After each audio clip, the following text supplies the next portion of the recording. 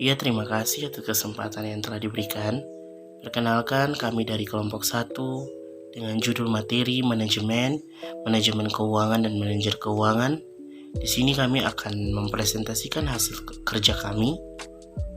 Perkenalkan, saya sendiri selaku ketua Aaron Jordan Lakenila, dan teman-teman anggota saya ada Marcella Aprilian Haria, Mardianti Tandiboro, Ehud Mirin, Meisila Sabatini, dan El Putri Maharani.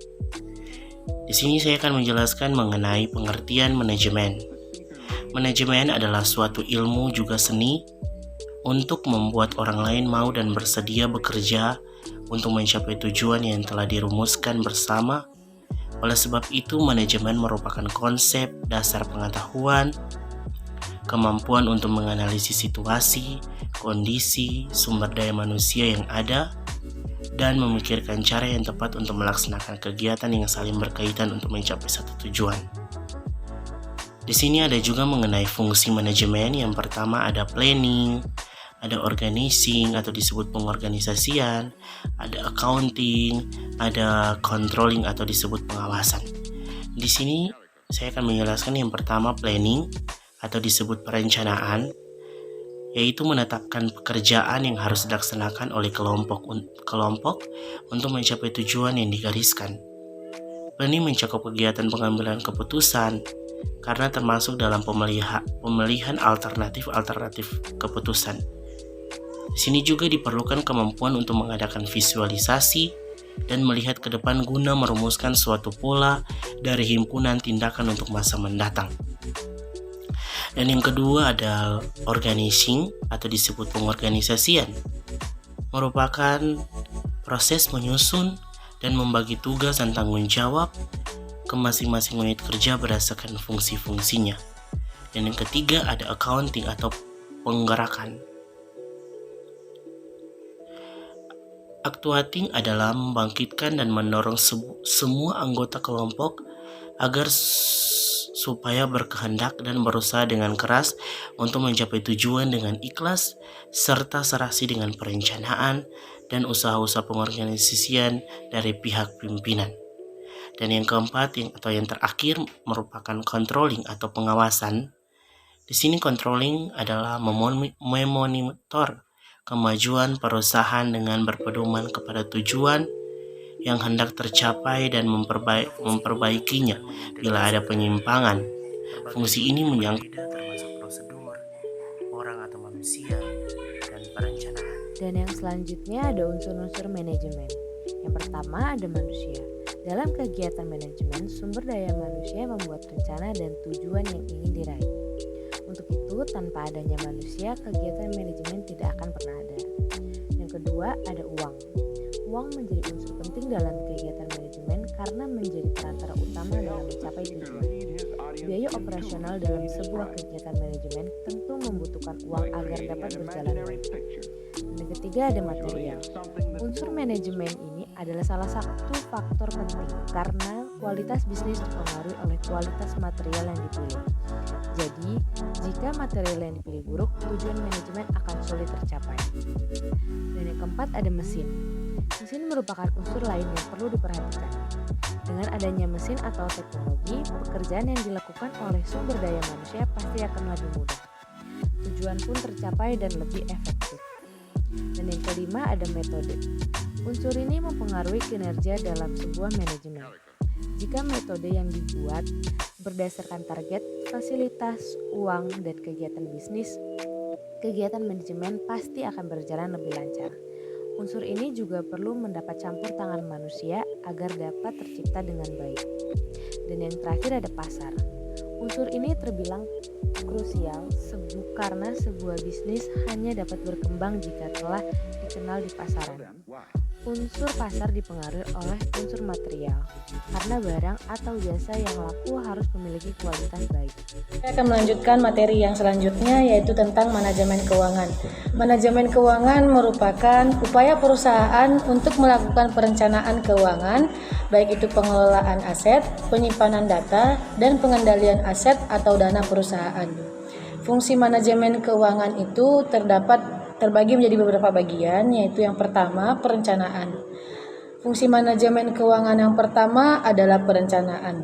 Dengan manajemen yang dikelola dengan baik, sebuah perusahaan dapat merencanakan seperti apa nantinya prospek perusahaan ke depannya. Yang kedua, pengontrol.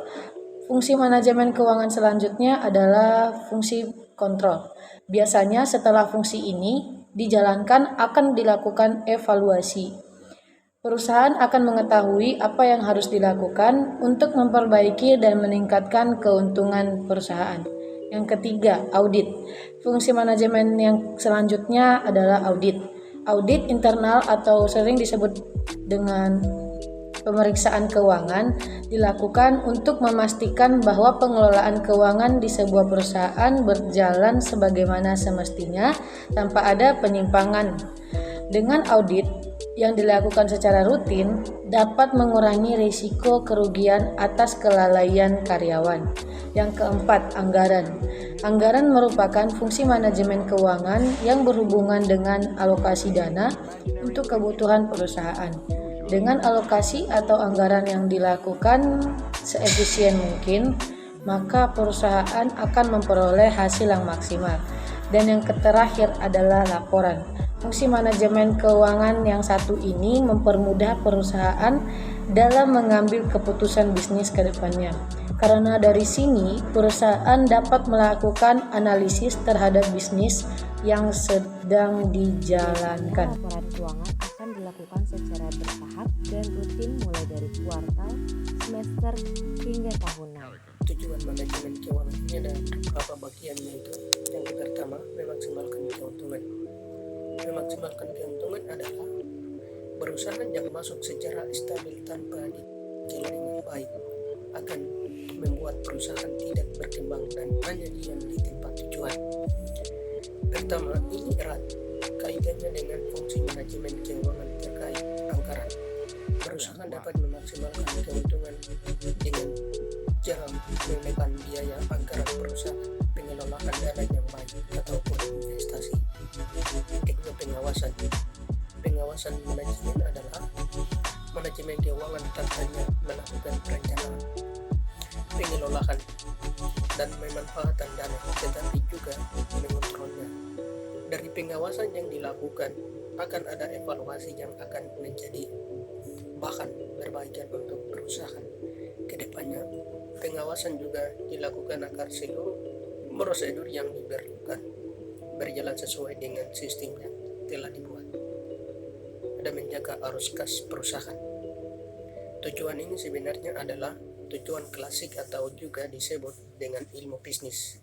Dengan manajemen keuangan, perusahaan dapat terhindar dari ketidakseimbangan antara pemasukan dan pengeluaran, dikarenakan perusahaan dapat melihat dan mengontrol arus kas perusahaan dengan.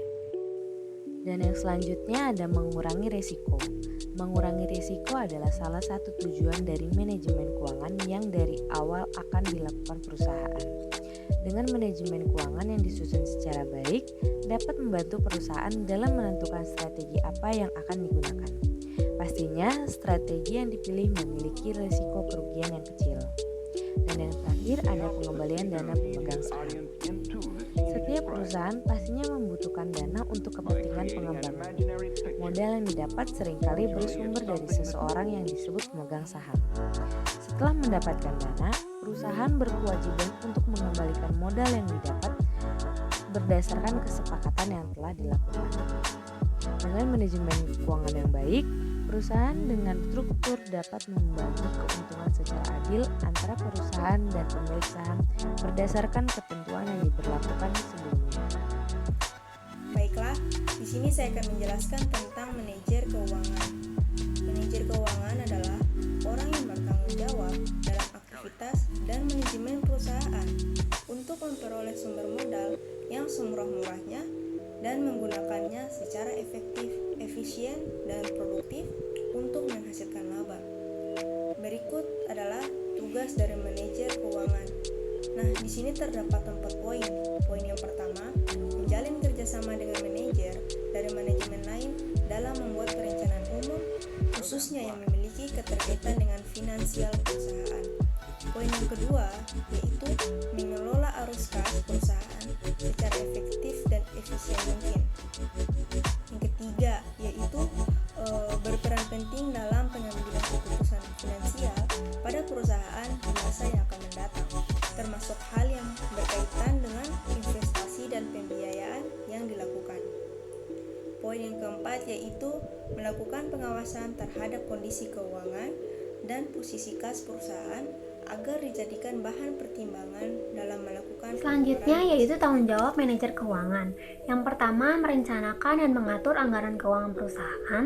Yang kedua, menyusun laporan keuangan sesuai pedoman akuntansi. Yang ketiga, memastikan transaksi keuangan berjalan dengan tertib.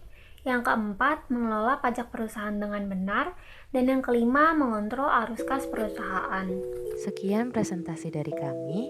Terima kasih telah menonton.